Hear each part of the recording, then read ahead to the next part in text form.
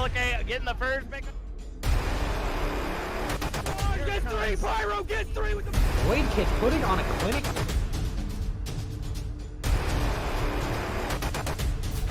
Whole team's down. Oh!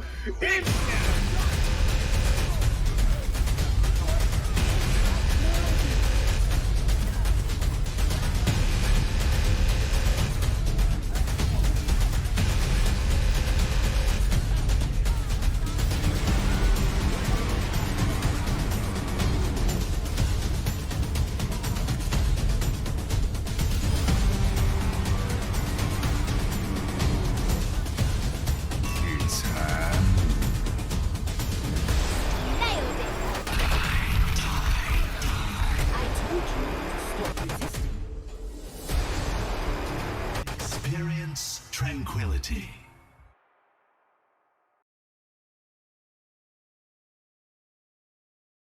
Let it settle in so far. Tranquility has continued to move forth, and teams have gone left and right trying their best to make their names shown as well as have the opportunity to be able to make it into the kind of playoffs. The map differential truly matters, and I think today is going to be one of those moments where it's going to define what happens because we are here within another week of Tranquility. We have two teams right now, Chrysalis versus Firefight, who need a win if they want to continue to kind of move forward, especially Firefight on one side. But without further ado, I do want to kind of introduce you to the people who will be giving you this broadcast. That is myself, username_Intel here, joined by the beautiful HB Browsy. How are you doing? HB Bowsy, thank you. No R in that, but I'm Oh, doing well, username, and I'm very excited for today's match between these two teams. One of which has had a very rough start to the stage and really has had a rough season altogether, but I think this is going to be a very entertaining match to watch overall. yeah, I think it's a pretty base kind of opinion you gave as well. But either way, you are 100% correct. We are rocking with very specific idea, especially with the new event out. I think it's going to be kind of interesting. We did have some small changes hit kind of the Blizzard patch, but they weren't anything big. I believe most of them are bug fixes and some Mercy small changes, which are kind of beneficial. So I don't know how much of that is going to be able to kind of go into effect into this game, but I think it might kind of help out a tiny bit to the like small micro chasms. Yeah, it depends on what we're going to be seeing out of these two compositions, but both of these teams that we're seeing today, which is Chrysalis versus Firefight, is going to be very interesting to see what they use, what compositions they're going to be pulling out. Both of these teams have had different sort of schedules. Firefight has had probably the roughest schedule of them all. There are 3-4, my -1 map differential overall. They have not won a single map in stage number 2 thus far. Crystal's on the other side, 5-2 with +9 overall, but they have won a match up against the Palm Beach Poggers. Last week, however, they got swept by Flashback. So both of these teams looking for redemption after very bad weeks twos to stage number 2. Yeah, and these teams are very familiar. I think Chrysalis have always been kind of a mid to up down tier team. I don't think they've ever had their greatest shining moments or lived up to the true potential, but I do believe that they are kind of a mid tier to decent team. While Firefight, they are basically second place finalists last season, only losing out to Koala Kings. So, coming back in, I think they definitely want to try to make this rock as hard as they can. And it's, sad seeing how much they're struggling because this is an entire new roster. So they're at least working with new synergy, new bases, and I think that takes a lot of time to be able to build a top tier team. And when they're rocking out, especially on Oasis, which is going to be our first map, they basically need to kind of bring it together if they want any chances to be able to make it into the playoffs. Yeah, Firefight has had a very rough start to the season. They had to redo their entire roster midway through the season. They had a lot of roster transactions. Despite that, they have looked really strong overall, and having two end-of-season nominees in their Flex DPS Antagonize and their main support in 30, or Flex support in 38, they have a lot of chance. But Chrysalis, they have 5 end-of-season award nominees on their side, so it's going to be determining to see which player is really going to stand out here. As you said, we go over here to Oasis. Going to be starting on Oasis City Center here. So we'll see what the compositions are going to be pulling out here. Looks like dive on both sides, however. Ooh, looking interesting. I definitely love when it comes to dive, just being able to jump in, as well as the possibility of not only a Doomfist, but a Sombra. This is going to be counterplay central. Absolutely. I find it interesting that you do see on the side of Firefight, they have the Anna Brig composition, which means they're not willing to go for the point first. They're willing to have that little bit more healing. Chrysalis running out here with the 6-man dive with the Tracer and the Sombra instead of the Reaper. We'll have to see if it plays into their advantage as the teams are coming out of the composition. We do see the Doom May coming out, Carlton and Antagonize. We'll have to see if they're able to make use of that synergy and bring it to it. Yep, look, now we're going to be walking out. This is where they want to be able to try to win off the high ground, yet Truth is able to take out Carlton, so the Doomfist is not going to be able to help make that space. Now they're struggling just to be able, as we see the entirety of the blue side being able to just move forward and melt them down. They lose their Winston, but it doesn't even matter at this point. They are rocking a 4v5 right now, and it's going to be harder for them, especially with their monkey hack, to be able to kind of move in, take control over the point, or really anything. Yeah, the first hack that went out there from Sep was onto Ace Laser on the Brigitte, so that means you had half of your heals down, and Ace Laser was not able to use any of their cooldowns there to try and separate the team. So Chrysalis will get the first cap here as Firefighter trying to regroup themselves here in the spawn. They have switched over now to the Tracer Cowboy now, so they're not running the May Doom anymore, and Antagonize is going to be the first to touch the point. Yep, look at this. Already Antagonize is kind of being hit by burst damage when it comes to the 1v1 against Retro, so it has to back up for a tiny bit, but the fight on high ground is what's more important. They need to be able to take this out. We see Rage already throwing back in with the remake as Coke wants to be able to kind of retreat. Chobi and Truth looking to take that rotations. They're stacking together. They have ultimates, and they're looking to pop it out as Retro's able to almost pop it onto the brig, goes back, able to help out to take out Coco, but Coco's able to kind of retreat for a tiny bit, being able to be fine, but that bomb's perfect enough to not only find out the brig, but DMAC. Now this is where they want to be able to get the stall picks, but however, Retro's able to start cleaning up, getting these clean fights, and making sure that they save it, even if we're going to be seeing the other side kind of start capturing a little bit of the ticks, but they're not going to really flip it in any point. Yeah, it was really good disruption there from Retro, and this is really showing Retro is one of your end-of-season nominees for hit-scan DPS, and this is really showing his potential. Carlson, however, getting 2 kills here might be pretty close here. It might be back and forth, but I think you do see Chrysalis investing a lot of ults into this. I think they're going to be winning this fight in the end, regardless. Coalescence is just able to kind of melt through them, and especially with this DMAC, it's going to be a heavy stagger. Yeah, definitely a big stagger there under Rage. It wasn't too much of a stagger, but Rage was the last to die, and you do see a lot of ults, however, were expended on the side of Chrysalis. They do have his EMP ready, however. The only thing that's really going to counter this on the side of Firefight is Ace Laser's Rally, which isn't going to be a lot, but that's a big pick to start off. Carlton gets the pick off onto Retro, but here comes EMP from Seth. What a massive EMP to cancel out the high noon. Now with this rally being their only ability kind of up right now, it does help them as they're able to find 2, able to start moving forward and now get that capture onto the point. Once it hits 99%, they can now bring this back. Yeah, when Carlton got hit by the EMP, Seth just got shot immediately down by Carlton, and it was a huge play there from Firefight to be able to recognize that the EMP was coming out. Now Chrysalis has to try and push back into this, and they only have the beat and the Primal Rage to do so. There are no ults on the side of Firefight, however. This is still winnable for Firefight as Joby trying to push forward here. He might use this Primal Rage soon. Oh, you're gonna have to need to. You just lost your Sombra. Now you're at a disadvantage of 5v6. We see Coke being able to start diving in. Wants to be able to use that Primal Rage just to start dislocating everyone. Makes the Diva have to use the bomb to throw out onto the middle of the point. It doesn't really do much, but Coke is going to almost fall down, just barely managing to live out. Coalescence now being used just to be able to kind of help them move in, but the Pulse Bomb is just barely gonna be Ian. I believe it was dropped. It was faded out. What a good combination. And now Carlton Tynoon is looking out, trying to take out the Monkey, but the Primal Rage is just being able to kind of secure that fight. Now just being able to force everyone else not being able to kind of regroup on their team. They're just not going to be able to kind of bring this cap out. They're not going to have any opportunity to save it because look, we're just seeing Chobi being able to move forward and slowly take out that Moira Diva. There's just nothing you have in your favor. Yeah, I consider Chobi a main tank specialist who plays Winston a lot. They are really a Winston specialist who's learning other main tanks. And we've seen his expertise on that Winston in that last fight. He was able to get 2 with the Primal Rage and being able to win the fight here for Chrysalis. Hayes gets that final kill and antagonize it. Pretty much just like that. You're probably going to be seeing Chrysalis win this. It's going to be a stagger coming out here from Firefight. Look. It's not going to be enough. Amazing focus fire right now in the EMP. Finding out the last 2 that could just barely touch the point with that hack. They're not going to be able to use that bomb. And look at this. Chrysalis already setting a name for themselves after they take the first point of Oasis. Firefight did put up a good fight though. It was 65% in the favor of Firefight, despite the 100% coming out from Chrysalis. It's really sort of a comp diff. Chrysalis is really good at its dive style, and that's how they really propelled themselves over the course of stage number 2.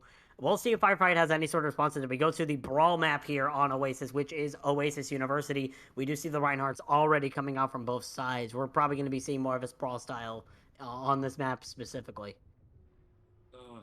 I feel this is going to be kind of up to the maze. It's going to be how they want to try to approach this, but the Ana versus the Baptiste is always kind of a curious one. It is upsetting. Yeah, it's upsetting that we're not going to be able to see it, but I'm more interested to see how it's going to be May versus May. When they're walking... Yeah, I was going to say, look at the compositions. Carlton has switched over to the McCree, and now Sepp gets the kill onto Antagonizer. Yeah, look, they're being able to push forward. They want to extend themselves as much as possible, able to take out Coconut, and now there's just nothing left for the side of Firefight besides just to slowly start dying as they brittle down like flies to a light.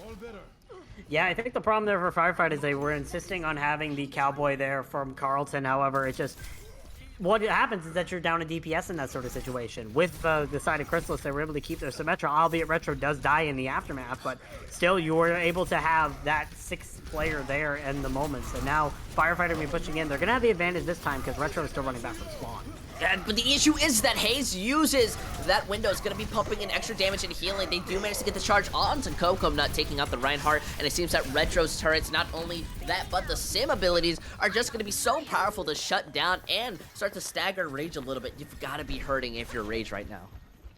Rage is definitely raging, but if you consider what Chrysalis invested in a fight, both the Shatter and the Window were invested. The Shatter didn't get any value because Antagonize was able to freeze him out of it, but regardless, you now have 2 less ults on the side of Chrysalis. They do have the bomb and the window and the wall coming out here, but Firefight is going to be pushing in with a little bit of advantage here. They might be able to try and pull out more of these ults and push into the next fight, hopefully willing to do this. So if you're Firefight, play a dry fight. Try to win this.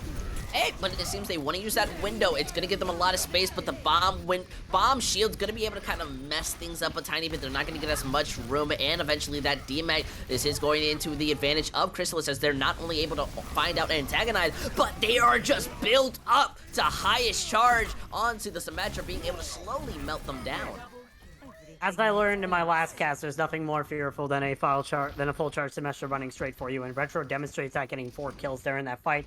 Now, once again, Chrysalis are on the upper edge. They have 3 ults in the bank with both support ults and the Blizzard coming in. Firefight do have a few of their ults to themselves, more aggressive ults, but it's going to be interesting to see the advantage Firefight tries to take here. They try to go for the high ground, which is very questionable unless you're using that McCree. That's an early Blizzard, and it manages to be in their favor. They lose the May, but they get trades, and as well as now that bomb, though. Before I can even really continue my sentence, we're going to be seeing Rage manage to hit that 2K bomb, push them forward, and now it's kind of a messy fight. The Symmetra is still alive to be able to pump in that extra damage, but the fact that Coconut's there, just being able to hold that shield and move forward, we're back into this where they capture it at 99%.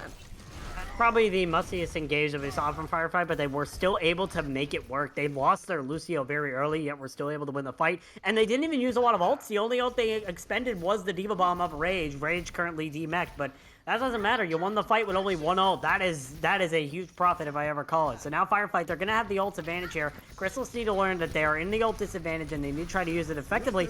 But use the TP, however, to go to the high ground. They're willing to take a incredibly weird dive in order to push in here. Look at that, the Shatter works out in their favor, but the Sound Barrier is just perfect enough to save them. While Warner tries to do something similar, it does not work out. The high ground control is just not going to be possible, especially when they are down. The teleporters, just more of an escape route. We see them just slowly melting down. Chrysalis at least building up to those 2 other ultimates, but they've lost both defensive. Bad news for Chrysalis, that might have been a little bit of an overinvestment. Use both support ults and the Shatter. The good news, Firefight also overinvested. They used pretty much every ult they had in the bank to try and defend that. And now, there are staggers coming out here for Chrysalis. You do see Retro and Hayes dying late in the engage, and now 60% coming here for Firefight. But you have a chance. You do have this bomb and this wall coming out here from Chrysalis. They might be able to win this next fight if they're able to group up and keep everything together. Just Firefight needs to get themselves together here and make sure that they don't get picked off at the worst times here.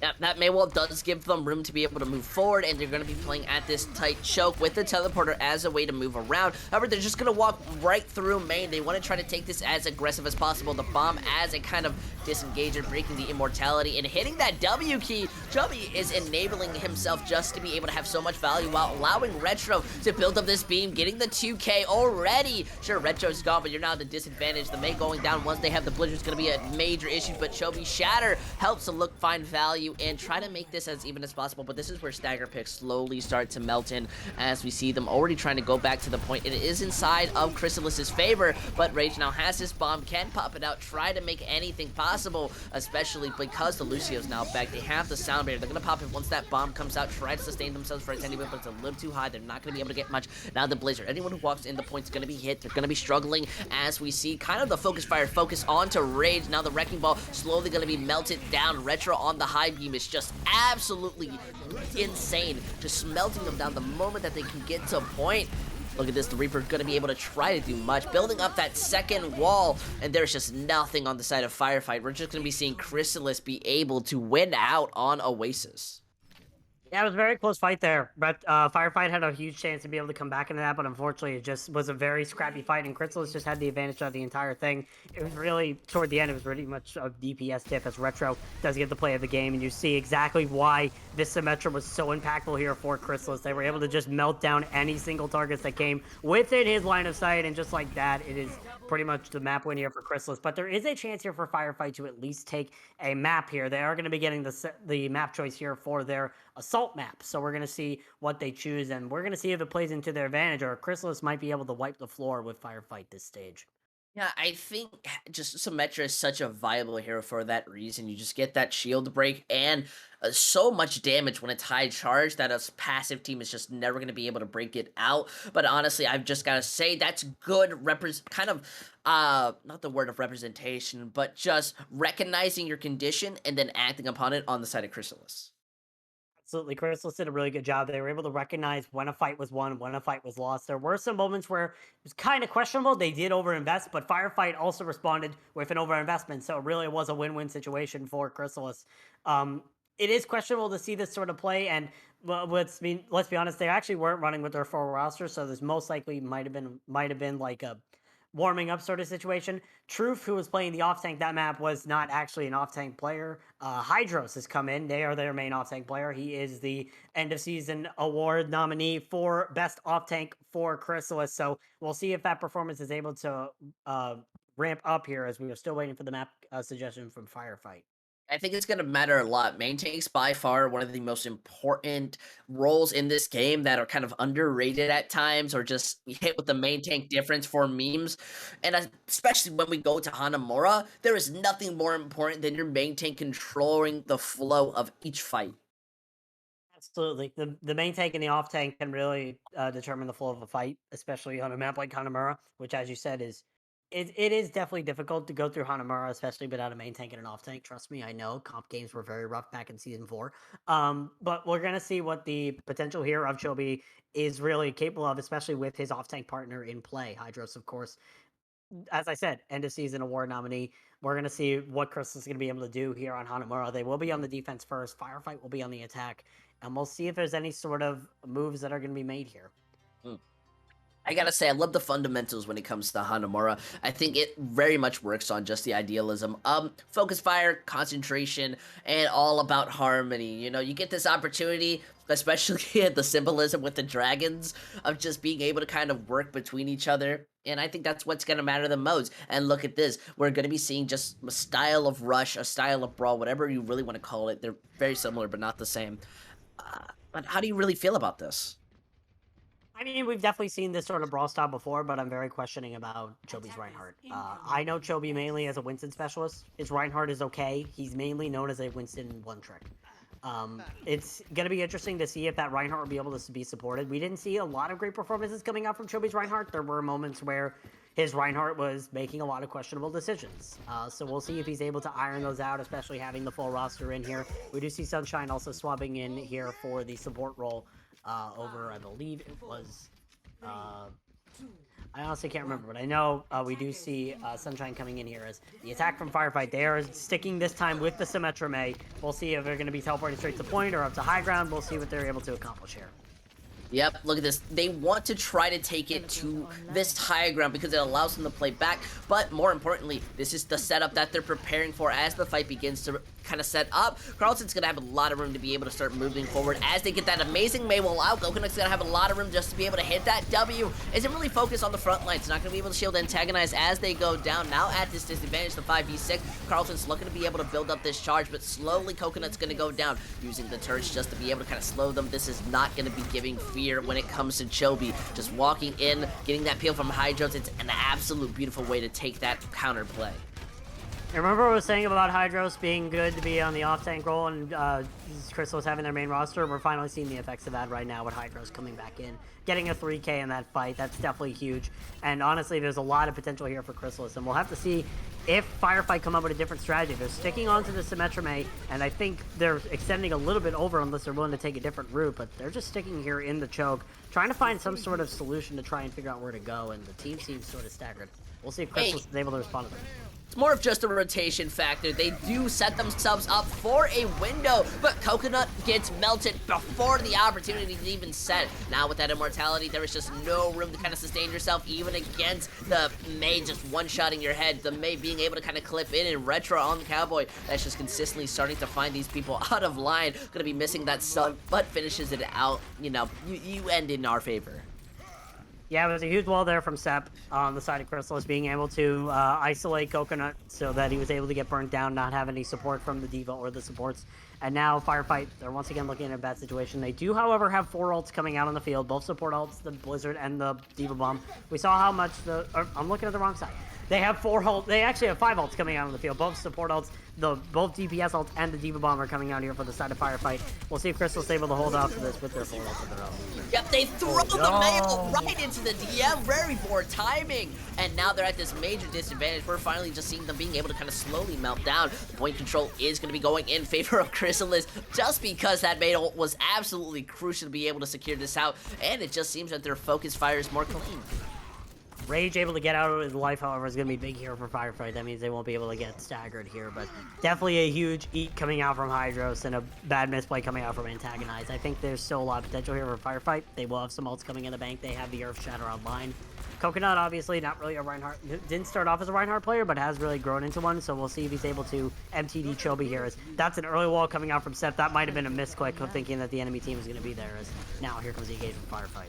It helps them, slows down this fight, wastes the time back a little more. They do use this wall that gives them more than enough room to walk in, but Retro's High Noon slows them down. The Shatter, though, more than what they needed to be able to finally find out Shelby. Now the rest of the team needs to kind of make some type of difference, able to find out Antagonize and Retro with 38. Now they're just not going to be able to find much. Coconut is struggling just to be able to find shield. Who do you block when everyone is all around the point and focusing down everyone on your team? Eventually, Carlton's just not going to be able to survive. They do get the remake, which breaks out Hydro. But look, Sunshine now has the windows, going to be able not only to heal, but extra the damage. Colby now comes back, is able to hit that Fire Strike, take up Coconut. No focus fire on the side of Firefight, and that's going to be costing them so much. So much indeed, and you look at the time, they only have 19 seconds here, and Rage dying late means that they're not going to have a full fight, and Chobi actually shattered both supports in the backline. Now there's nothing here for Firefight. They have no supports, nobody to really help them. Ace Laser's going to have to run to the point to try and style it out in overtime, as it's going to be rough here for Firefight to try and get any sort of last-minute push, and that charge from Coconut means he's just going to get shut down. Just barely managed to touch the point, but it's just not enough, and you got to be feeling terrible for Coconut, especially on that touch. But that was a fantastic full hold coming from the side of Chrysalis. Yeah, absolutely. Chrysalis did a really good job on that hold. They were able to really get rid of every sort of thing that Firefight had going for them. But it's still winnable here for Firefight. They can still draw this map. We'll have to see if they pull out any sort of interesting strategy to try and bring it back. But I think Chrysalis, they have a goal set in mind here. They might be able to execute it and get that 33% so they can try to bring it to 0 at the halfway point. This is very much a one-take type of scenario, one-fight type of scenario. And not King's Row, but Hanamura is one of those maps where I definitely feel you need to have every type of fight possible, so having it to the one scenario is going to be pressuring. And seeing them walk out with the Ashe does not put my hopes up. Ash is good for getting a lot of damage in the back line, but it's not really good for burning down any sort of shields. And from the looks of it, from the looks of what I initially saw, it seems like that Chrysalis are going to be going once again for the Symmetra May. So that means the Ash is not going to get a lot of value unless you're able to break through Hydros' defense matrix. So we'll see if the Ash has any sort of impact, but I do not think this double hit scan strategy for Firefight is going to work. They're anticipating a Pharah, I think. That's why they're running the Ash from McCree, but they're not going to be seeing a Pharah when they come out of when Chrysalis comes out of the spawn gate. They're going to be seeing exactly what they ran. Bar themselves is a very oppressive character. You're just able to get so much value out of it, but I think more importantly, you're just not going to be able to beat when it comes to Retro being on to the Symmetra. Look at this, already taking this quick rotation. They're scouting out, now being able to teleport onto the top left high ground. They're just going to be setting themselves up not only to have room for rotation, but to be able to find out and antagonize who doesn't manage to escape fast enough. Now they're in their room. They're perfectly set with a smile in their face and a Maywall right opened up. They want to be able to take out Coconut, and they're going to be able to find it. Now just being able to move in, poop onto the D.Va, going to be forcing them off the map. What an aggressive and fast way. Now the rest of the side, when it comes to Firefight, want to be able to try to slow this down, stop anyone from being able to get any value. But there's nobody left on the point. They even have a Symmetra to try to touch back, but it's just not in your favor. It's a one-fight scenario, and it seems that Chrysalis are going to take full advantage of it by finishing off on Hanamura. Quick, speedy, swift, whatever word you want to describe that, that's exactly what the play there was from Chrysalis, and they were able to execute it perfectly. Everything seemed to turn into their favor. Unfortunately, Antagonized was in the wrong place at the wrong time, and Hydros was able to take advantage of that. So, really good play there from Chrysalis. Firefight did have some glimmers of hope. They did have a lot of points where they could have been able to take a tick or try to take the point, but it wasn't enough. And unfortunately, Firefight are going to be going down 0-2 in this series, and are looking for some sort of miracle to happen here on third map, or else they're going to be losing the series and going 0-3 in stage 2. Yeah, I definitely want to be seeing more maintain control. Coconut's just not being able to keep up comparably to Chobi, who's getting a lot more value not only onto the Reinhardt, but just on the main tank role in general. If you're not able to keep that front line alive, then what's the point of even having a front line? Yeah, absolutely. We'll have to see if Coconut is able to dictate the front line here of Firefight. When we come back from the break, we'll be able to see if Firefight are able to come back from the fight, or if Chrysalis are going to be able to sweep them under the rug.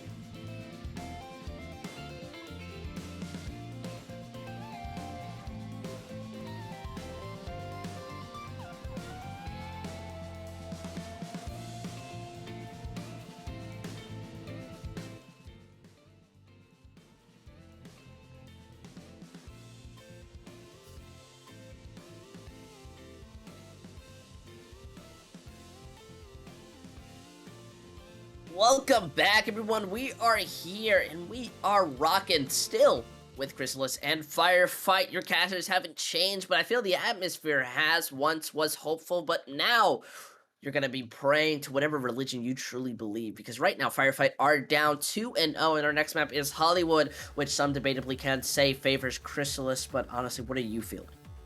Yeah, it's going to be difficult here for Firefight. The flame is slowly dying, and right now it's on the verge of being extinct. Chrysalis have been able to dominate that last point, and being able to full hold them and immediately take that first tick is got to be heart-shattering for Firefight. They have had a rough schedule, and this is probably one of their hardest opponents. So we'll see if they're able to bring it back here on Hollywood as is their map choice. They obviously have something they're trying to work out, so we'll have to figure out what they decide to do here. Yeah, I think there's a lot of opportunities for them to just really try, but I think this truly matters onto kind of the main tick area, because I definitely believe that Coconut Rage, they have been struggling to kind of go up against, especially when you see the map scores. They haven't really been taking much. They've maybe had a fight or two that have really swung in their favor, but other than that, and especially from Hanamura, the momentum is slowing down for them. Absolutely, and we'll have to see what they decide to do here, what tanks they decide to pull out, and what they decide to do in terms of strategy. Swaps are coming in on the side of Chrysalis. We do see Sep and Order coming out, with Truth and Haze coming in on the DPS and support role. On the DPS and support role. Trying to think of the word. I forgot the word, but they're coming in on the DPS and support role. So we're going to see that sort of change here for those two heroes. And it's going to be interesting to see what the move is here from Firefight, if they're going to be able to fight against this Chrysalis, or if it's just going to be a rough hazing and it's going to be a quick map here on Hollywood. I think this is going to bring a bunch of different opportunities, or at least in favoritism on the way that they kind of want to play. There's a lot of room for it. But more importantly, the thing I love about not Hanamura. What am I talking? I'm always talking Hollywood. about past tense or something. It's been so fast that I'm still in the past. That's the funny part. But I think there's a lot of room for them to kind of make adaptations and changes. However, they do seem to want to be able to stick on to this brawl. It possibly is just their favorite and more comfortable composition.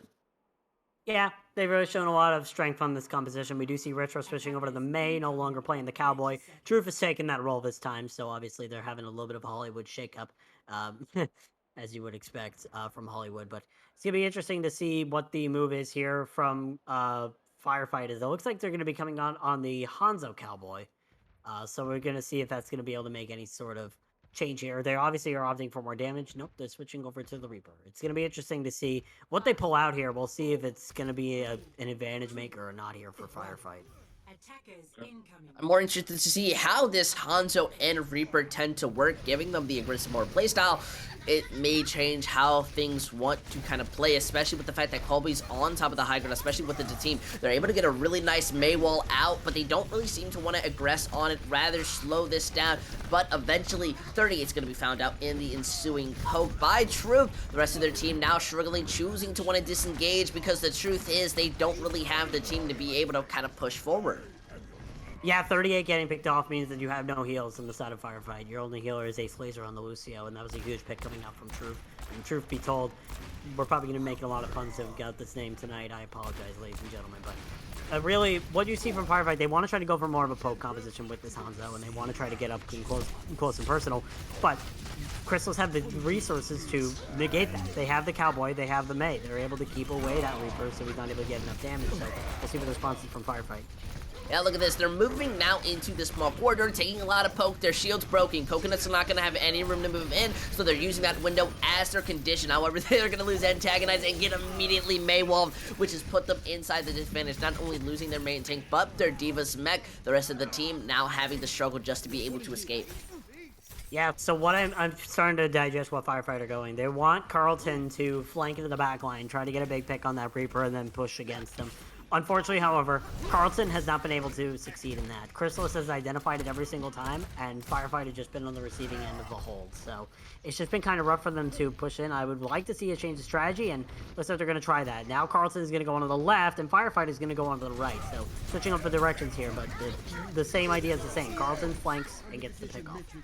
Yep, it's a good opportunity for them to really just kind of take that rotation and maybe find room. Sunshine's window is absolutely not going to get any value. It's a very upsetting fact, but that's just because you're LOSing very nice. The Dragon's being used, and the Blizzard now set. Retro's in a very nice spot, going in for the backline, and there is just no peel. The Blizzard now pop. The Immortality is really the only thing keeping them up, but there's just nothing left as once it goes down, everyone is kind of valued to nothing as they just eventually get picked off, and that is a clean team kill. Huge play from Retro to take that very aggressive flank and go straight for 38 in the back line. That pretty much set up Chrysalis there for the win. If you focus down the main heals of Firefight, you pretty much have won that. And now we do see Antagonize switching over to the Mei. This time, we're going to be seeing Firefight go for more aggressive as they only have 1 minute and 20 seconds, and they've already lost 38. Yep, and it's going to be even worse because they take this early fight on the side of Chrysalis. They're able to immediately not only take out Coconut and 38. The rotations have been struggling, but the main tank is just not able to kind of help the team push in. Yeah, it's just been really hard here for Firefight to push in. They've really been countered in every single way, and Chrysalis is doing an amazing job of pushing away every sort of advantage coming out from Firefight. But now, Firefight trying to make the advantage, the bomb coming out from Rage. It will get Truth, so we'll see if it's able to make any sort of impact with the trade. The Sound Barrier is a great way just to allow them to move forward. However, it's mirrored, and that Blizzard is built so fast on the side of Beachro once again, just being able to kind of pop. However, it seems that Coconut does have some differences to kind of change. However, you're already too low. Big ultimates, no kind of follow-up to be able to really get some value on them. Now, Firefight do still have some ults here, but they only have 20 seconds to try and get back to the point. They will have the Death Blossom, they will have the Window, and they will have the Shatter. Crystals have nothing. So if there is any time for Firefight to try and win a fight, it's right now. Or else they're going to be going... They're pretty much have already lost this. They pretty much are going to be losing this series. So we'll see if Firefight are able to make any sort of advantage. 10 seconds on the point, they will. 10 seconds left, they are going to be able to touch the point. That's the massive shatter! That's absolutely beautiful. Managing to get out Sunshine and Colby, who was your biggest threat. Now, when you move forward, Hydra's mech is just basically plastic, and you have to start just valuing getting ticks. And yet, we are already seeing some changes. They have to start popping up these ultimates, even with the advantage, just to be able to secure this out. The Blizzard being able to not only take out the mech, but start the LOS, not allowing anyone to really walk onto this point. The respawns inside the favor of Firefight. They're not going to be letting themselves get full held twice. However, they are going to be letting themselves get stalled for a little bit longer, but it's overtime. It's not really much of an issue. They at least solidify the ability to push this farther. Yeah, Firefight were able to use the ults that they talked about, and they were able to use them effectively, and now Chrysalis have to try and defend this cart. They do have this Blizzard coming up here from Retro and the Window from Sunshine, so we'll have to see if there's any sort of push here from Chrysalis to be able to defend this Firefight. However, they will begin the cart moving. Yep, and I think this is really where the high ground control is going to matter a lot, at least in the way that you want to be pushing in. Antagonize is onto the Ash, which could give them a bit more damage in long range, especially with the Dynamite. But look at this, we're just going to be seeing them pop down, use the Blizzard, and split the entire front line to the back line. It's very beautiful, because as the High Noon is also set up and the shield is going to be used, they're at a massive disadvantage. Sure, they get that payload moving forward, but the main tank, and especially the team, just have no room to kind of help themselves. Good move there from Chrysalis. They dived right in between Firefight and split the team, so they were able to use the Blizzard to be able to split everybody. Cart was still moving, but they were able to stop it immediately, and now we see Antagonize off the Ash again, back onto the Mei. I was very questionable with that Ash pick, and now this is a good choice. Having him on that Mei means you have the separation, but that's not a good pick, and if I were Firefight, I would just stay away from any sort of conflict right now. You do not want to get staggered even more than you already are right now. Yep, although Kobe does want to be playing forward, and unfortunately though, and yet fortunately enough, it seems that they were able to live for only a bit too longer, but the issue is that Coconut was already so low. Without that extra healing, there was just nothing left, and even this attempt to a C9 is just not going to fall into their favor. Yeah, Carlton is able to teleport away and is just barely going to be even able to escape a stagger here from Chrysalis. Really good job by Carlton. did get the C9, did detract attention, but didn't really do anything outside of that. Coconut, fortunately, overextended there, and Retro was just able to put the wall and say, hey, you're dead. And now, Firefight, they're in a disadvantage. They do have the ults to try and win this. As the bomb comes out for Rage, we'll see if it's able to make any impact. That's a massive shatter! Yep, able to hit that high ground, but the Sound Barrier is just enough to slowly sustain them. However, no picks are really going to be able to kind of help on the side of Chrysalis. They've lost Shelby. This gives the front line able to move forward on the side of Firefight, and combined with the Death Blossom, it's just a beautiful forte to be able to solidify once again the second capture. Firefight gaining this momentum in their favor. Starting to feel like Carlton really loves the cart and or flanking, because we've always seen him in the back line trying to flank or getting any sort of play from that way. So definitely playing in a favor here for Firefight. That shatter was huge. The bomb shatter setup from Firefight was huge, and now we will be seeing them push into second point here with 1 minute and 20 seconds on the clock. We do see Retro switching over to this Hans, however. That means that Chrysalis want more damage. They don't want to have to deal with this Mei trying to constantly separate people. No, they want to just poke him at long range, get more damage out onto him, and now Firefight have to try and find a way to work around this Hanzo. That's not how you do it, however. Oh, it's very much not. Hanzo's headshot is by far one of the most highest value abilities, and the fact that this bomb has now split them up, we're going to be seeing Firefight try to take over at least the front line or any type of room. This Blizzard gives them more than enough of a reason to try to kind of move forward, find out truth. However, Colby is very much still alive. That means Coconut has to rely on this shatter just to be able to take them out. It's an investment, but one well used. Yeah, Firefight, I think, overinvested a little bit there. They did use the Blizzard, and they did use... I think they used the Blizzard? They might have. And they used the Shatter to be able to push that, but they are going to be pushing this card. 30 seconds left, and they're putting into the final area. Chrysalis need to try and invest all their ults here to try and win this, but that's a massive wall coming out from Antagonize to shut out the window. Yeah, look at this. They're already going to be struggling a little bit using that bomb, trying to force anyone off, and that was perfectly placed, finding anyone who tries to drop down. Firefight being able to take this focus fire to an 11. The Sound Barrier also just a security check, as Sunshine's immortality is not going to be able to save anyone besides from just the air themselves. Forcing this point into an overtime situation is being that favorable opportunity, managing to get it out. We're seeing the Wrecking Ball and D.Va looking to do their best just to be able to come back, be able to make this factor. However, look at this focus fire coming out from Coconut, even building up that second shatter. They're going to be able to capture out Hollywood, which is much better than truly what they did onto Hanamura, and maybe bringing the momentum into their lap. Keep track of how much time they have. They have 0 seconds remaining. No time remaining in the time bank in order to try and in order to get Hollywood to the end here. So Chrysalis get over a minute. That means that Firefight has unfortunately lost the series, but there is still hope. Firefight were able to push that all the way. They had a very rough time getting through some of those points, but once they got the cart moving, it was pretty much moving almost nonstop. So great job from Firefight. They finally adapted. They found a way to be able to break this. Now Chrysalis need to figure out how to come back. They need to try to figure out a certain strategy in order to bring this back and be able to take back the point here. So we'll see if they're able to do it, and we'll see if Chrysalis are able to finish the map as well. Yeah, but let's be honest, okay? This is not over just yet, because the reverse sweep is still a very opportune moment. And I mean, we did bet no money on this, and I'm pretty sure chat sitting there, you know, like, Firefight, they've got nothing on Chrysalis. But I feel this is truly where the kind of opportunity is going to be setting up. But I want you to explain how this is going to be possible. Well, obviously, you do see Firefight. They're coming out here with the Mei Reaper. They want to play close range. They want to try to play right in front of the faces of Chrysalis. But Chrysalis are running the symmetric comp. They also want to play close range, and they're going to want to rely on staying there for as long as possible, burning down the shields, getting all that damage in. So we'll see if Chrysalis get the advantage here. They're going to have a little bit more range with that Symmetra, but it's not going to be a lot compared to what we are seeing compared to Firefight. So we'll have to see if it's any sort of movement here. Retro can also be sneaky with this teleporter and bring the team to very awkward positions, and that's exactly what he's going to do. Just TP them straight to the point. Hey, I like this idea. You now switch sides, and the Mei wall's going to be blocking them out, so they really have to walk into you. Coconut's already taken an immense amount of damage, and they're being able to focus fire any one of the flankers. So look at this. We're just able to see them kind of eventually take him out. Any of the high damage dealers are now pushed to the side. And honestly, Chobi's doing an amazing job of making sure that no one on the side of the DPS or anyone who could deal damage gets room to be able to play the game that they want to play. Yeah, Hydro's here on the high ground just dealing with Antagonize and Rage there on the D.Va, and now you're going to be seeing Chrysalis swiftly cap this point. It was a good move. It was a good engage. They were able to get straight to the point where they needed to be, and this is going to be a massive stagger onto Rage's D.Va.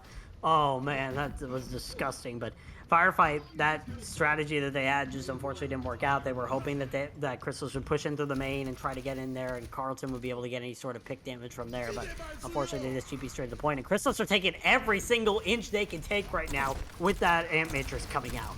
Hey, it's a really aggressive one, and it's giving them so much space. Just look at the side of Firefight, a little bit too scared to be able to kind of walk over this bridge. But once it's gone, this is where they feel a little confident. They have the Blizzard, they pop it out, and that's going to hit the majority of the side of Chrysalis. They have no room to be able to beat this, even with that immortality being stuck on side the high ground. This is where finally we're going to be able to see Firefight take control over the map and stop any form of a snowball. Yeah, if Ghost has taught me anything, the number one way to deal with aggression is to be aggressive yourself, and that's exactly what Firefight did there. They pushed him with the Blizzard, they took out anything in their way, and they only used one ult doing it, so great job there. We do see Retro switching over to the Pharaoh, however, and guess what Firefight just happened to lack here? A hit scan. Never mind, Antagonize the sniper. I forgot, Mace the sniper. Thanks for reminding me, Antagonize. Hey, it's not a hit scan, but it's by far one of the fastest projectiles in the game next to Hanzo's arrows and anything else. That Maywell's going to be stopping anyone from escaping while the bomb centers them down to be able to try to find anyone out. However, it does seem that Hayes wants to use his sound barrier to try and enable them to move forward. But look at that. Chobi is going to be going down to it. The Blizzard is kind of their saving grace, but the sound barrier is placed just fast enough. Combined with this bomb, I mean, Hydros is in a very nice spot. Able to get the 2K. There's a shield right in front of you, and yet you get hit. That's going to be hurting in the morning because that's a team fight win you truly didn't need, but hey, you're happy to have it. That bomb from Hydros saved the game here for Chrysalis, and they're going to be able to push this card even further. It was looking very questionable there from Chrysalis, but Hydros' bomb was just the icing on the cake, and now Firefight, they're back to the drawing board. They do have this Death Blossom here for the next fight, but in order to use that Death Blossom, you pretty much have to be in the middle and antagonize, or it gets picked off by Sunshine. It's just been a full wipe here for Firefight. They just haven't found any sort of momentum ever since this push come out from Chrysalis. And they're able to push forward. The Far also coming in, building up this barrage. That window wants to get as much room as possible. However, just look at the fact that Colby and the rest of their team are pushing forward while they have one person on the point. It's how you get that capture, and honestly, you gotta feel great. You have an amazing time bank to push into third point. Very awesome time bank right now for Chrysalis. And we'll see if they're able to make any sort of usage here. They might be able to finish this before they hit OT. All they need to do is finish with over a minute in the time bank, and they have won the series. So we'll see if they're able to do it. I'm still very questioning the move here from Firefight to continue on this Reaper May. I mean, Antagonize obviously was able to pick out the Pharaoh in the sky first, but they still don't have a hit scan. The only hit scan is 38's BAP, so we'll see if there's any sort of change here after Antagonize or Carlton use their ults. But right now, Chrysalis are looking on a rampage, and Retro with this barrage means that Rage is gonna have a lot of trouble trying to keep track of that and keep his defense matrix up for it. A lot of setup on both sides, but more importantly, the Death Blossom was set up perfectly, being able to find out Sunshine, the second most valuable target, and eventually melting them down, forcing the side of Chrysalis to have to just set back up and think of a plan B. I would argue Baptiste is probably the most important target in this situation because Baptiste is your main heals, but still a good fight win there from Firefight. They were able to get Carlton in the backline where the Reaper has been the majority of the time and be able to get that pick off on the Sunshine. But we'll see if Chrysalis are able to react here. They have all 6 ults in the bank, and Retro already gets the kill on the Carlton. It's going to be big here for Chrysalis. Yeah, if they're all ready to pop it out, that Blizzard is a bit too inspirational. Doesn't go far enough. We're going to be seeing them back up. However, this counter Blizzard from the side of Truth is trying to be countered out by a bomb. However, the Immortality is going to keep them up, combined with the barrage. Finds out Coconut. Now there's no main tank to protect the front line. The rest of them are slowly going to be fodder. Melted down. That window is just not going to get as much room, especially with the fact that your team is inside the spawn room. Now this is where that stall comes in, especially with the fact that we're getting some respawn. We are going to be seeing Carlton and Agonize be the first ones back with Coconut. So, hey, they have their main tank as an opportunity to kind of shield them, be able to move forward. But look, they're going to be pushing in. They don't want to give any survivors, bring no victim, because once they move out to the point after that big spam of poke, they're just melted down Rage, trying to just be able to rotate around, especially the Reaper, and the Forest just uncontested freely in the sky, especially with that switch off the May. Now look at this, 2 minutes and 27 seconds to get 1 tick. Chrysalis has set themselves up for glory. They've set themselves up for glory and have set themselves up in pretty much a winnable situation no matter what happens. No matter what happens after those 2 map wins, Chrysalis has already won the series, so they're fighting right now for that full sweep over Firefight. Firefight are fighting to at least replenish the blows, you know, not get 4-0 swept by everybody in stage 2. So we'll see what the plan is here from Firefight. Are they going to pull out the Bastion? Are they going to continue on this Carlton Reaper that they've been running the entire time?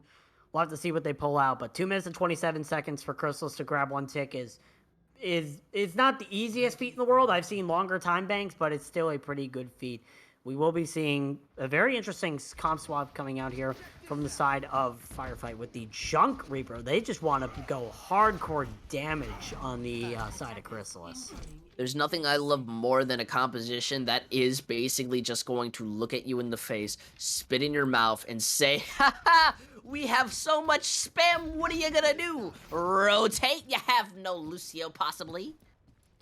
Yeah, what are you gonna do with your shield when you have a Junkrat and a soldier staring you in the face? The answer, die. So we'll see what the response is here from Chrysalis. They look like right now, Retro probably just getting a pop shot here on this Widowmaker, trying to get any sort of like early pickoff, so he's able to get an early pickoff, so they're able to win the fight. Chrysalis will be coming out here with the Lucio. So Retro, he's just on this Widow either to just flex on the enemy team, or he's here to just try to get that first pickoff. But I don't know if Firefighter are going to be able to expect this Widow. We'll see if Retro's Widow is able to get any sort of value, and if Firefighter are expecting it. Yeah, I really don't see them kind of getting too much, but aside from the fact that there is just not too much of a shield, especially with Coconut, they are just trying to play around Retro rather than kind of playing proactive to it. But look, this is where they're set up. They find out Carlton, and they find out 38! They don't really check out. They're not noticing the Widow, and they have just set up for Kobe and the rest of the team just to be able to move forward. But that Riptire built so fast, finds the 2K, evens it up. But honestly, there's just nothing you can do because the Widow is uncontested, freely just shooting into you. And I've got to say, Chrysalis managing to win the 3-0, but there's still a map for the map differential to just not go in their favor because they just only win on to Hollywood. Retro showing exactly why he is one of the end of season award nominees for Hitscan this season, and he was runner-up last season to Vix. Definitely showing his power right now on that Widowmaker, getting 2 headshots and really being able to clean the fight in the Widowmaker. So great job there. Chrysalis coming out with the abstract strategy, really throwing off Firefight, not expecting it. So Chrysalis, they win the 3rd map in the series. Firefight, unfortunately, go 0-3 in stage number 2, but we do have that 4th and final map here for these teams in stage number 2. We'll see what happens here, what Firefight choose for the map, and if Chrysalis are able to win it, or if Firefight are going to get their first map win since stage number 1. Yeah, I mean, I'm more glad to see this so beneficial. It just adds kind of a learning experience because very much this loss is going to hurt. You came from a team that was very close to be able to win this out, and now you're not able to. So I can definitely understand possible frustration, but hey, learning is what matters the most, and I think they have a lot of opportunities. I think Coconut very has much room to grow, Rage, everyone on their side, and I think if they manage to win out on this next map, which more specifically is going to be an escort map, it kind of gives them room to say, hey, we're not the worst. We have room to grow, and we can bring it back.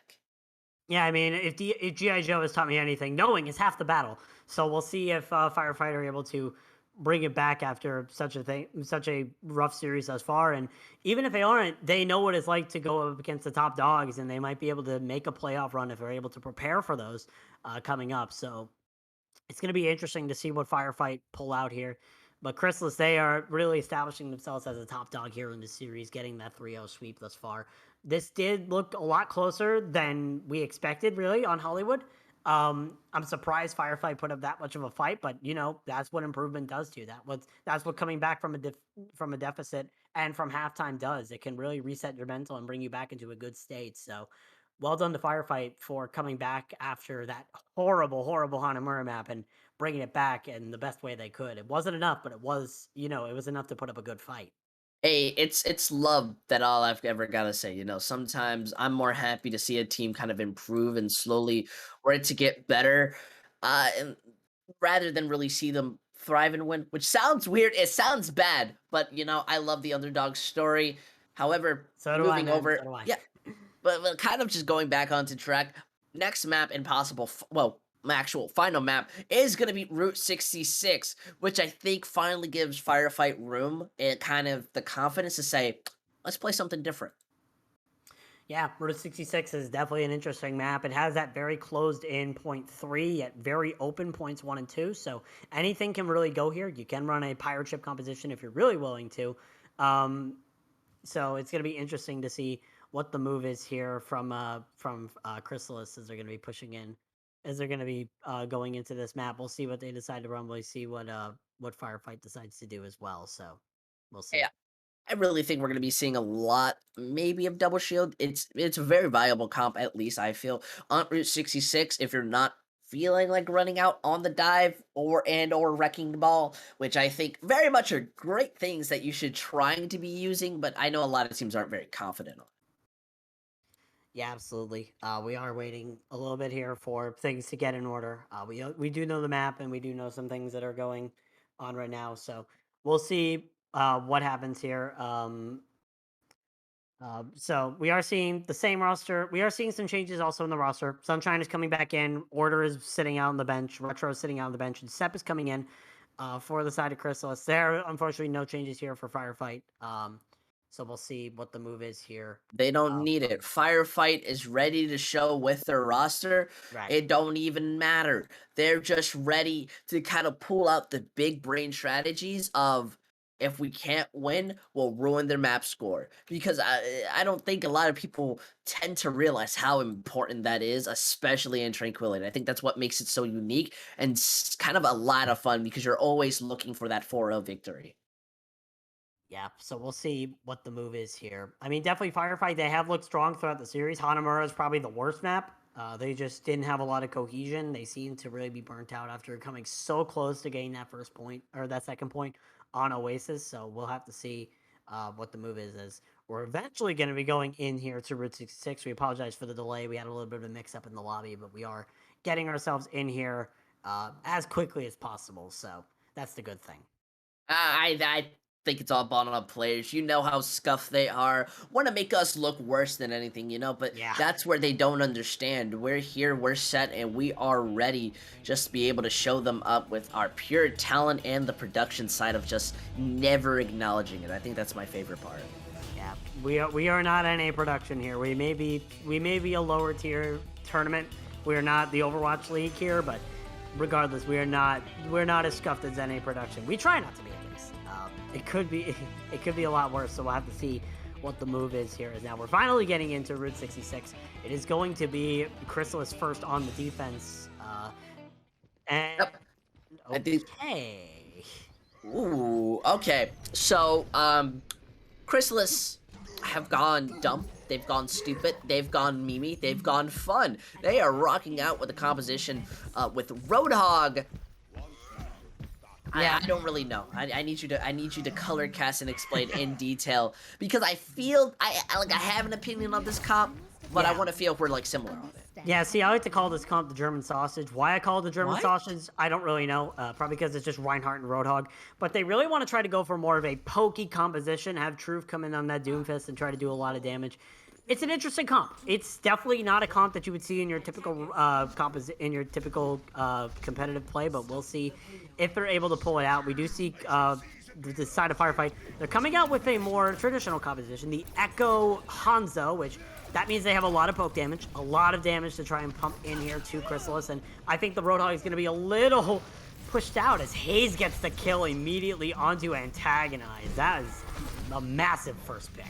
I mean, Hayes is rocking the Jonak skin, and Truth is going to be walking right into their team. They're going to be having some issues moving forward. I think Antagonize not having a Mercy may hurt a bit. That's why What were you saying? Laser go on to it. All right, it's a sensical thing. All right, it's a bit of color in the play-by-play, but this is where they're going to ignore it. Move forward, look for that D-Mech, and try to take out that Immortality. However, not only does Coconut have to sort of retreat and ends up falling off the map, taking Colby with you. No survivors. All right, they finally start taking that room to be able to move forward. With the Far's kind of pure damage, just being able to slowly melt them down, there's just nothing you can do against that when you have no diva.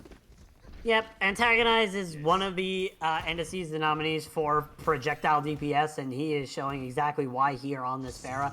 And now we see full sale swaps coming out here from the side of Chrysalis. They've switched off the Roadhog. They decided that big fat Roadhog is not enough. They switch over to double hit scan as well. Truth and Step playing the Ash and the Cowboy.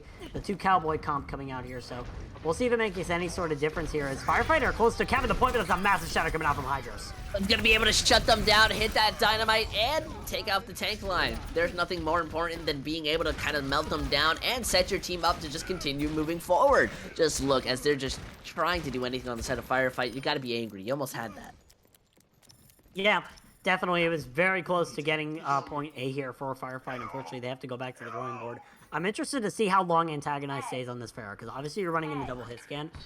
Do we see him... Never mind, we just switched off some memory. I need to check my eyes sometimes, but... Now we do see Antagonize, unfortunately, off that Pharah. Now they're running the Cowboy Hanzo comp, so we'll have to see if that makes any sort of difference here. From Firefight, they go into the gas station now, but they are missing a few pieces trying to get set up in there, but they look like they're going to be pushing into that gas station on the cart. The response from Chrysalis here, it has to be pitch perfect, though, so it'll probably lose at this point. Yeah, but I think this is where truly the setup opportunity is given to them. As we see, they are trying, they have the ultimates, but they're unfortunately unable to really kind of do it. They don't take the advantage of that setup moment. Now the rest of their team are feeling like Willy Wonka Chocolate Factory, just not being able to feel a little too sweet. They try out with the Shatter, really able to hit out Hydros, but they don't have room. They don't have a team for that follow-up to the ultimates. They get nulled out, and then the Diva is eventually going to be staggered. Unfortunate for Rage has just been staggered all day. It's been a rough day to be Rage here as he gets picked off late. But now there's a minute on the clock here for Firefight. They will have the Dragon Strike and 38 switching off the Moira. I wouldn't have agreed with that. He had the window up, and now they won't have... They pretty much are only going to have one ult here, and Antagonize switching over to the Echo as well. This is looking rough here for Firefight. They're just trying to come up with answers here in the last minute here, but I don't think it's going to work out for them. I've got some worrying thoughts, at least. They do go right over to the dive, and they have the dragons as a setup ult. Look at this. They're using it as a way to force them off the high ground, which sets up the dive to move in. But the Wrecking Ball is going to immediately kind of be the first engager. And once we see Coconut come in, it's right into a window. So the damage is immense, and yet the bubble is perfectly there to kind of LOS, stop them from doing much. The Shatter, nicely trying to even things out, is kind of helping out, but the Winston is going to be able to take them out. The High Noon, no value, just shut down immediately. And this is where you gotta feel proud. That Winston almost didn't work, but just barely brings it out for them, and they are gonna be able to get this capture the moment that Truth decides to finally stop contesting. Just kind of playing Ring Around the Rosie, eventually kind of able to melt down the monkey a tiny bit. You at least want to get down their health, and they force them to use the Sound Barrier, so hey, at least that's a good benefit. Yeah, Brock Coconut and the rest of the team very low, so Ace Laser ended up using the Sound Barrier. I would be surprised to see if Ace Laser does not swap off this Lucio, as now you do see the side of Chrysalis. They are still trying to figure out what to play here. Rufus switched over to the Genji off of the what he was originally playing, the Tracer, but interesting compositions on both sides. I'm very questionable about the Echo Genji coming out from the side of Firefight, but hey, it's working. More interested to see how this Primal Rage is being used. And look, they want to be able to take this early fight, and they're perfectly, well, not perfectly, but interestingly juggling out that Ana, able to take out Hayes and set the team to be able to push forward while they kind of go back to be able to play on to the point, be able to get more of a contest. I do think Truth does have room to try to find out or maybe get that damage in, but the mines are truly what they're looking out for, being able to stop anyone from pushing onto the payload, but they're basically going to ignore it. They just seem to be able to jump over it. That's the benefit of the dive, and now they've set up their ultimates, they've set up Streets Face, and they're basically feeling Chris Breezy. Yeah, Firefight have just been able to push out any sort of defense here from Chrysalis. I think Chrysalis need to stop trying to think about weird solutions and start changing into actually good solutions, but we'll see. We do see Chobi switching back over to the Roadhog. Sepp has switched over to the Reaper, however, and that's... We saw how much questionable decisions we saw coming out from Carlton's Reaper. I'm interested to see if this is going to be the same for Sepp's. I think it was a major issue walking through that just main alleyway and then just dying slowly. Yeah, I was trying to talk about Sepp's Reaper, and the fight just literally happened the time I was talking about Sepp's Reaper. So maybe I should stop talking about Sepp's Reaper and focus on the fact that Firefight now have the second point. They did use the Diva Bomb there, and I believe they also used the Dragon Blade, but now they're going to have some ults coming in here to the third point, which is much more enclosed. Meaning a little bit more trouble here for Antagonize to try and get any sort of value, but still, it's been pretty winnable here for, oh god. Yep, you've got to feel that, oh god. That was a heavy oh god. Getting that copy and coalescence, they have just used it, but the counter shatter finds it out, shutting down this push very effectively. Now this is where they want to use that sound barrier as kind of the follow-up, especially when Truth using that blade. Not going to be finding much, just the curse of playing out that Genji, struggling to do much when anything. Haze being found out is going to be causing much issues, especially when the follow-up's coming in, being able to trade out with the Reaper, but Hydra's gone. It seems that this push is going to be very much effective. Yeah, Firefight has just been able to withstand the power of Chrysalis's ults. There were some big ult changes there for Chrysalis. They had the Shatter coming out, they had the Blade coming out, but there was nothing really there from... It didn't really do a lot of impact on Firefight. Firefight are just withstanding every single thing being thrown at them right now. And Chrysalis, they need to come up with a solution quick or else they're going to be losing the third point here. And already, that's a big pick going on to... Order. Hey, you say that, and look, they go onto the Bastion, they throw out the bomb, and they look for that rematch kill, but unfortunately Hydra is going to be able to kind of walk away from it, but this is still very much in their favor. That Coalescence just as a security check, making sure that nobody can really do much. The focus fire on point, Reaper returning back, not going to be able to live for very too long. Look at that, being able to capture. They slowly improve with each map, but it's at the last one, so at least getting 41 seconds, it's kind of just an ego smile. Yeah, 41 seconds is good. It definitely could be a lot more, but 41 seconds means that you are at least going to get a round up to... You're at least going to have some sort of, you know, more than a minute. And if the enemy team just happens to cap over a minute, then that means that you will not give them a minute extra. You're only going to give them 20 seconds extra, so... Good push there from Firefight. It did look very questionable at the beginning, but they started to really ramp it up and start to look better. Chrysalis, I think they might have just been playing around. They could have just been playing with their food instead of deciding to eat it, and now the food is starting to get cold. But we'll see what they decide to come out here on the attack. Are they going to continue trying these sort of wacky strats with Chobi on the off tank, or are they going to be running... Nope, they're going to be running the Chobi on main tank now. That's what you want to see. Yeah, I wonder if they'll try to take it a little bit more seriously rather than running, I would say, an unconventional composition. What I define as unconventional are compositions that either fundamentally don't seem like they should work, or teams don't run it because it's just not a good one. That's kind of what I call it as. So seeing them run out on this new one, which I think is very strong, is a bit more benefiting. Another definition of that sort of composition is anything that has Roadhog in it, so we'll see. Doesn't look like they're going to be running Roadhog this time. It looks like Chobi is going to be coming out on either the Wrecking Ball or the Winston. Oh no, are they going to be setting up a pirate? Yep. They're setting up a pirate ship. We're going to be seeing Chrysalis come out on the pirate ship composition with the Bastion Baptiste Mercy. Oh, this is definitely the peak Harmony tier right here, but Firefight are ready for it. They're already holding this close up right in the train cars, but Coco gets melted. Yeah, this is just something that they say back onto the moment. They're relying on the pulls. They're going to be able to stop this attempting spawn camp. Every time we see them try to move forward onto the side of Firefight, they immediately just get shut down. Truth just doesn't have anyone to really kind of pressure them out, being able to move forward. The contest is trying to be there, but honestly, how much can you do to a comp that wants you to be able to walk into them? Yeah, you really can't do anything, and now Truth is set up on the cart and set sail for the seas of Route 66. Don't ask how those are a thing, especially in the middle of the desert, but we do see Chrysalis. Now they have control over this cart, and Firefight look like they're just staggering right now with Coconut and Carlton dying. It seems like they just don't have an answer to this, and really, Firefight, hold back. Wait until these guys are approaching the first point and then group up and push in.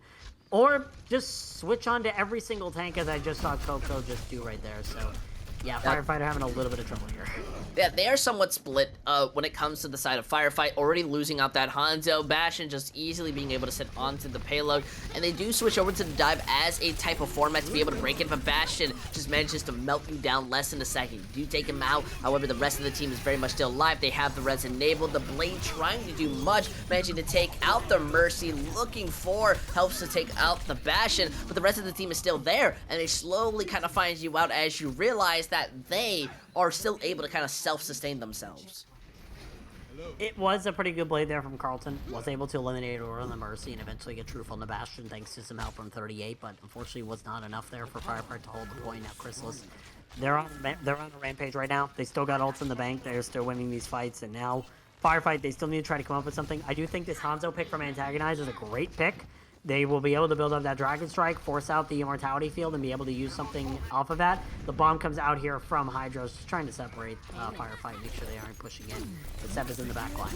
Yep, the hack onto the Mercy is going to give them room. They're not going to be able to kind of fly to anyone to be able to be saved. Eventually going down to Hydros as the Bastion is just going to be able to kind of move, look, take angles, set up, and that's really what they're relying on as the rest of the team is going to be trying to fight onto the front line. EMP doesn't find anything, don't know what its main goal N2 was, possibly just an LOS or something, but they are being able to kind of still find picks, continuously move the payload, and Antagonize getting that help is going to be able to take out the Sombra, and the bomb is being used, trying to find out the Bash. It does its job, but still, the Orisa and Haze are alive. Colby's just able to kind of sit there, pull the targets, and you're taking an immense load of damage. Still, with the Bongo being set up, how much can you have combined with the Window and Bongo? That's just an unnecessary amount of damage that you are truly trying to just pump into the enemy's face. Look at them just being able to kind of move in. They want to try to stall this out. They want to try and maybe find a pick from it, use the bubbles to their advantage, but not even able to get the Primal Rage out is going to hurt. The hack onto the Genji notifies that they have Blade, so with this payload still being stalled out in the Bastion, Sombra, the rest of the team returning in, it seems this has given them more than enough time to truly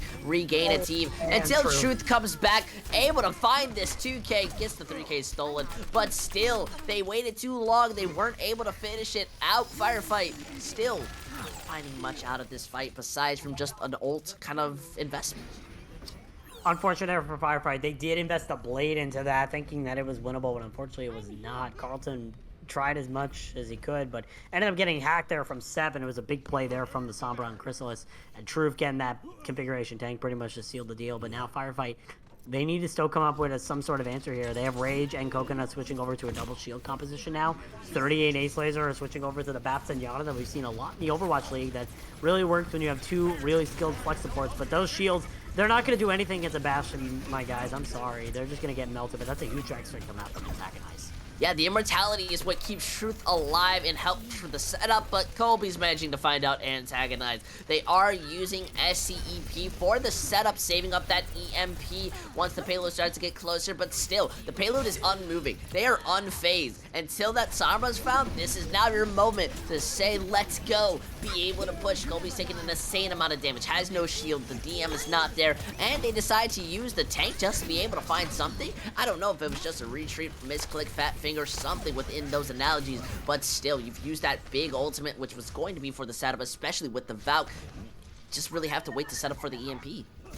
What they're probably going to do here, Hydros does have bomb, unless he decides to switch off the D.Va, switch off and switch back on the D.Va to get the mech, but he does have the bomb up, so probably the plan is EMP bomb. They're going to put out the EMP here first, however, and that's a big pick on the Rage immediately. It's the EMP window, being able to pump out insane load of damage against teammates, against enemies who don't have anything to stop you. It's what's set up perfectly. Truth is going to be still hit, somehow staying alive, even though it's attempting to be focused fire down, doesn't really get the Discord, so I guess that's really truly the solution that happens there. It's called perfect peel, in my opinion. Combined with Colby's Bongo, this has now set them up the bomb, able to find out the Zenyatta before that Transcendence is built. This is now up to Coconut just to be able to stay alive and help Rage be there, but still, the focus fire on their side is not kind of collected onto one person, rather the whole team as an entirety, so the payload is going to continue being moving. The only person there to kind of stop it out is going to be Carlton, who's using this Blade, finds out the Sombra, eventually getting taken out by Haze. Truth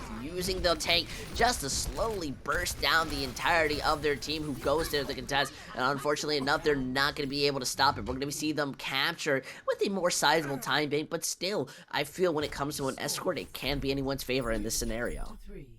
Absolutely. We saw what Firefight able to do, but that's going to be a 2 minutes and 22 seconds here for Chrysalis, 1 minute in the time bank for Firefight. It's going to be interesting to see what Firefight decide to pull out here. Do they pull out the Bastion, or do they pull out what they tried on attack that was working? But we'll have to see. Chrysalis, I think they did a really good job there in terms of bringing themselves back after kind of a rough round number 1, and they were able to make use of that Bastion strategy, which, granted, Bastion is kind of scummy, especially here in Harmony tier, but it could be a lot worse. It could be goats, but definitely a good move there from Chrysalis to be able to bring out the Bastion and make it work. They are sticking to this Torb again, which they did run last time on the defense, so we'll see if Chobi and Hydros decide to once again play opposite roles, or we're going to be seeing them try to take it a little more seriously here on the defense. Yeah, I mean, I will give you kind of that benefit, or not benefit, but rather truth to that sentence. And I do think this is where Firefight may be able to bring this up, at least if they want to be able to win this map differential. A minute isn't really a lot, but it at least gets the adrenaline pumping, and you kind of are in the zone. Yeah, definitely. A minute can mean a lot, especially in Overwatch. As we are going to be seeing Firefight, they're going back on the dive. They're going back with what worked before, which is the Echo Hanzo composition. Unless Carlson decides to switch to Widow, is he looking for an early pick, or is he actually going to stick onto this Widow? It's going to be interesting, because Hanzo is kind of the better sniper in that sort of deal. He is able to pump out a lot of damage, along with getting those headshot kills, so we'll see if Carlson sticks to the Widow here, or if he's going to switch off to Hanzo after he sees what the composition from Chrysalis is. Yep, already being able to find out truth. This dive works to its fullest. Not only taking out the majority of the team, but anyone who's tiny and squishy, Colby and Hydros tries to go back in to peel for, which isn't the Wrecking Ball strategy, and they get melted down. Yeah, that was a very good engage. I was questioning Carlton's Widowmaker pick, and then he immediately gets the first kill.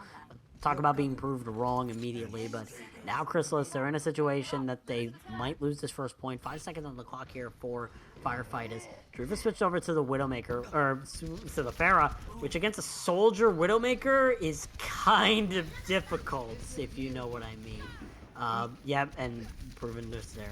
Yeah, but you're set up to be able to take out Truth. Now the people who are walking in, Carlton just has free line of sight to be able to go on your head, press mouse one, and take you out. This looks like they are going to be giving up the point, wanting to not only let Firefight capture it, but set themselves up just to make some changes real quick.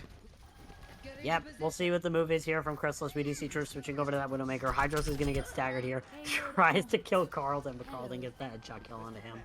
And so this is going to be rough here for Chrysalis to try and get any sort of sustainability here.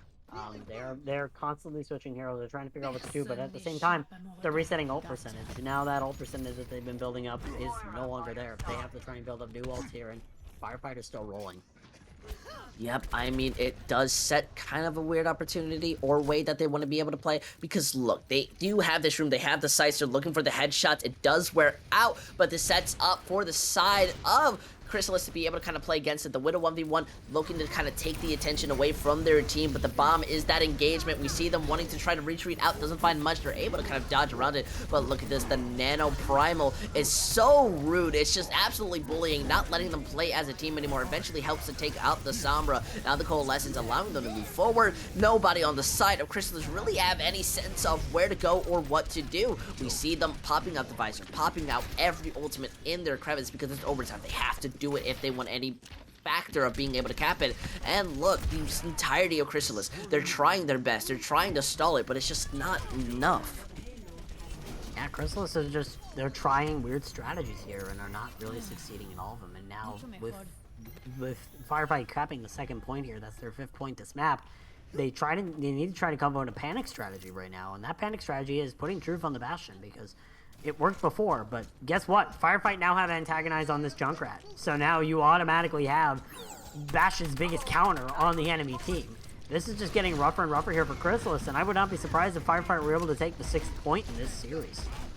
Hey, who knows? It's a possibility as everything is, but that EMP manages to find out 5. Truth is on a Bastion at a very long range. The longer you shoot, the longer that's going to be kind of increasing your hit accuracy. They need to continue touching this point, using that Bear and Diva Bomb, trying to find out any stragglers who are just randomly jumping around. Colby using this Primal Rage, trying to move them off the point. It's just not effective. They stay stationed like a well-oiled train. Continues moving forward. Truth does seem to kind of move in, does get punished because Bastion's not as mobile. Now they are forced to go inside this overtime situation. Can Chrysalis be able to stop it, especially when they are kind of struggling to kind of really group in? This is where they go on to the pure brawl. They want to try to make something of it, but the payload is basically at the last scenario. They do have the Coalescence, Diva Bomb. They are set up. The Sound Barrier use just kind of even things out as we see them being able to find out Antagonize, but the Riptide from Antagonize still manages to kind of put this more into their favor. Chrysalis have just been team killed, and my goodness, a minute is all it took to cap all 6.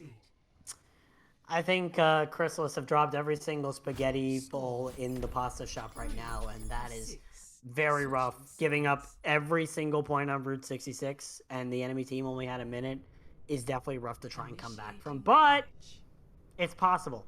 Um, it's definitely kind of hard here for Chrysalis to try and come back from this. Obviously, this map could mean a lot depending on if flashbacks lose to Palm Beach Poggers tomorrow, but we'll see if Chrysalis are able to bring it back or not. So it's definitely going to be interesting. I think this is definitely a match you have to watch right now because Chrysalis, they're looking lost. They looked lost throughout that entire defense. They just didn't know what to do against the Widowmaker. And right now they need to come up with a solution or else they're going to be losing the fourth map in this series. They just felt a little too memey, in my opinion, and I Yeah. fully respect that. It's definitely really funny to have or at least try things out. Maybe they don't even play Route 66, but it seems like they really want to take it to the next level as they just go on to the traditional brawl. Yeah, they're going to be going on traditional brawl here, and we do have a pause coming in. Looks like we did have a disconnect. Carlton, that amazing Widow performance means that his internet has decided to go bye-bye. So Carlton has unfortunately disconnected, and we're going to be waiting for him hopefully to come back within the next minute. If not, we could be seeing a potential 6-6 on Route 66, which would just be the sign of a devil, I'm pretty sure. The devil is here and he's willing to cause chaos in this series, user. I'm scared. Please call mommy. I'm scared of a lot of things. Okay, Jeff Kaplan, my mother, May.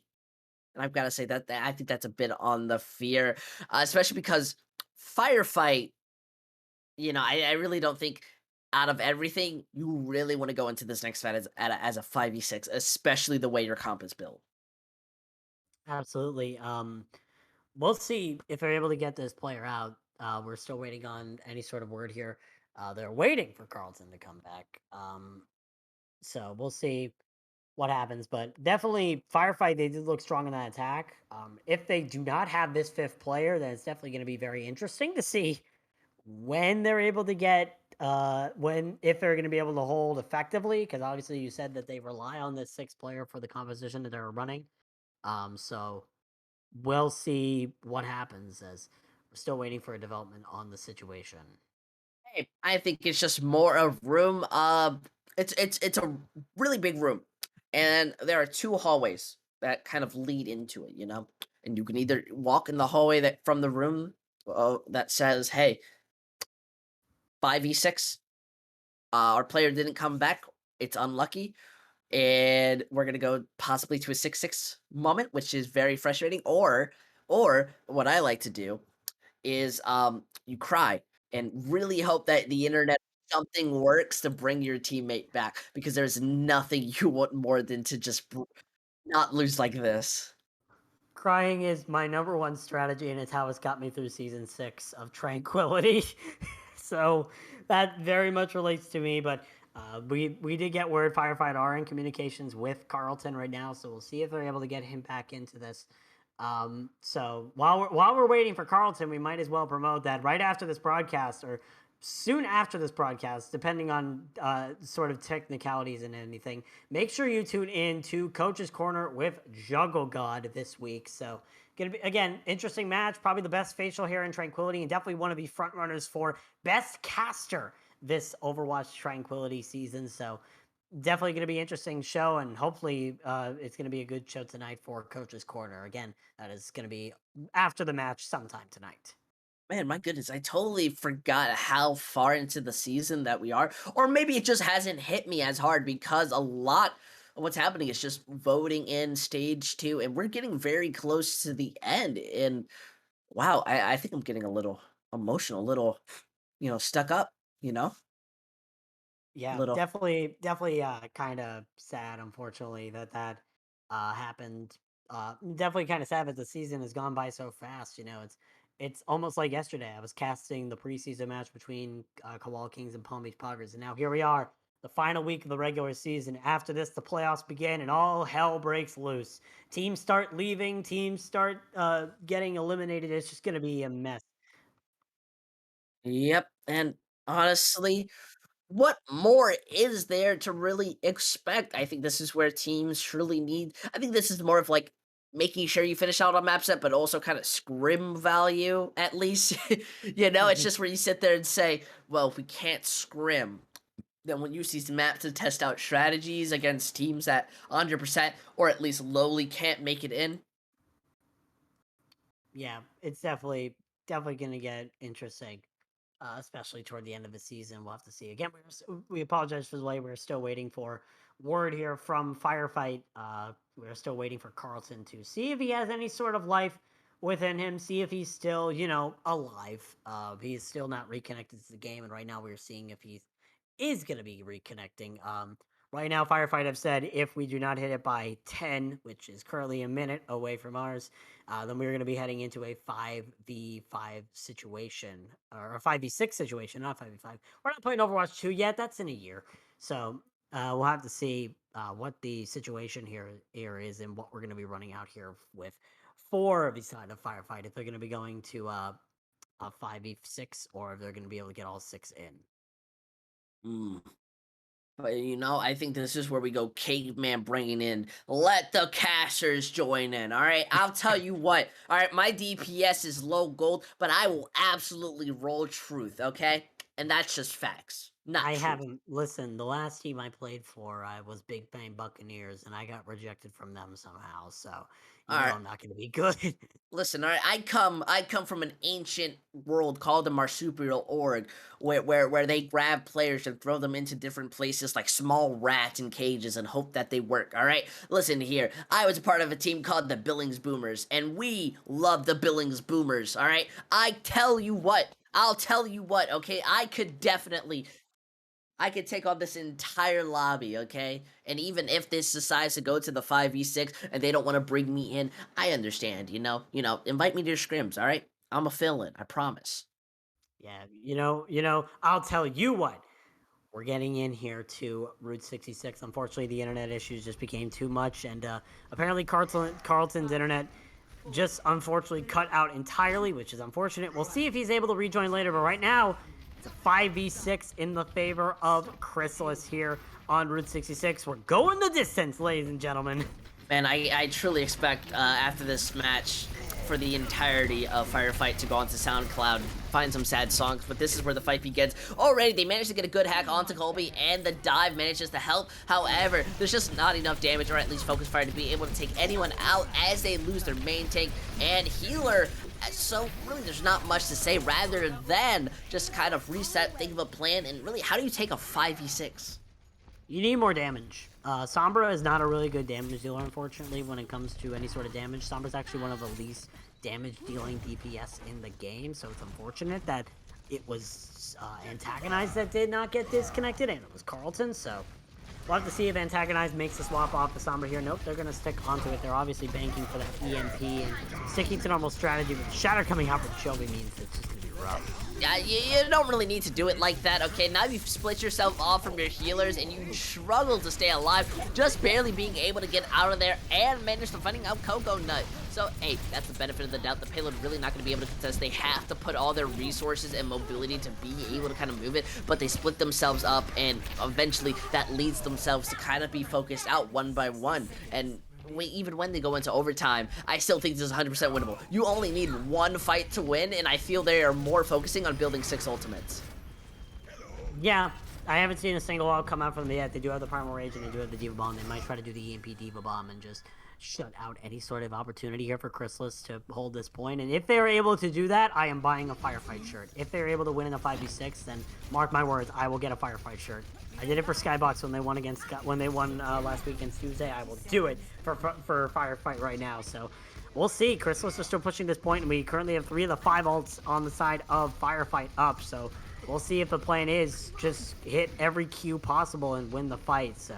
I definitely agree, and honestly, the merch is absolutely beautiful, so I'd recommend checking it out. But right now, check out this fight. They built up every ultimate. They can set this until overtime hits, but it seems that they want to try to find as much. That bomb is not going to be possible because of the DMAC, and eventually they are slowly being melted down. They are setting up, and oh my goodness, Hydros! I get it. You get 3. That's basically over half their team, but that's just rude. Yeah, that should be illegal in 5 states. Jesus.